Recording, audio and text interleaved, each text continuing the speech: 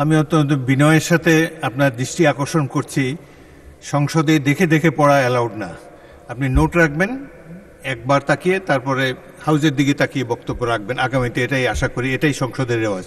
মাননীয় স্পিকার, গণভোটের মাধ্যমে জনগণের যে আকাঙ্ক্ষা প্রকাশিত হয়েছিল, সেখানে বিএনপির মতো একটি বৃহৎ রাজনৈতিক দল শুরুতেই সংবিধান সংস্কার পরিষদের শপথ না নেওয়া জনমনে বিভ্রান্তি সৃষ্টি হয়েছে।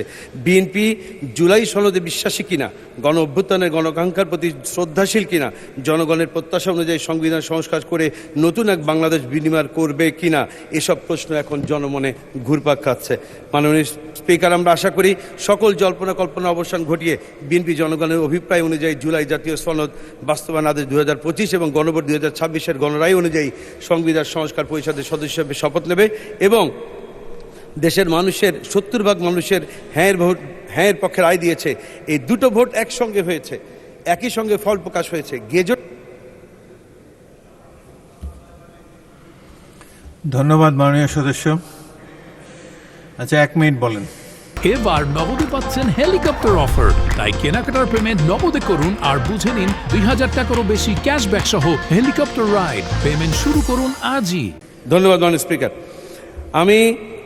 আমাদের এখানে যে আলোচনা হয়েছে, আমাদের মাননীয় স্বরাষ্ট্রমন্ত্রী যেটি বলেছেন, জুলাই আবেগ নয়, আবেগ দিয়ে রাষ্ট্র চলে না। এই প্রসঙ্গে বলতে চাই মাননীয় স্পিকার, জুলাই আবেগ নয় কথা সত্যি, কিন্তু জুলাই আবেগ, জুলাই একই সাথে বাস্তবতা। আবেগ বলে জুলাইকে খাটো করে দেখার কোনো সুযোগ নেই। মাননীয় স্পিকার, 50 ঘন্টার আলোচনার যে বিষয়টি এখানে উপস্থাপন করা হয়েছে, সেখানে সকল সংসদ সদস্যরা যাতে নির্বিঘ্নে আলোচনা করতে পারে, সেজন্য 50 ঘন্টার আলোচনার কথা মাননীয় বিরোধী নেতা উত্থাপন করেছিলেন, কিন্তু এটিকেও খাটো করে দেখা হয়েছে।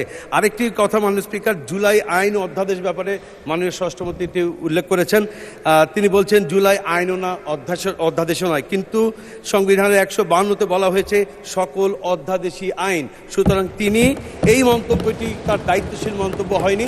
আমরা আশা করি ভবিষ্যতে তিনি দায়িত্বশীল মন্তব্য করবেন। মাননীয় স্পিকার, আমাকে কথা বলার সুযোগ দেওয়ার জন্য আপনাকে ধন্যবাদ জানাচ্ছি। ধন্যবাদ মাননীয় সদস্য। আমি অত্যন্ত বিনয়ের সাথে আপনার দৃষ্টি আকর্ষণ করছি, সংসদে দেখে দেখে পড়া অ্যালাউড না। আপনি নোট রাখবেন, একবার তাকিয়ে তারপরে হাউজের দিকে তাকিয়ে বক্তব্য রাখবেন আগামীতে, এটাই আশা করি, এটাই সংসদের রেওয়াজ। ধন্যবাদ।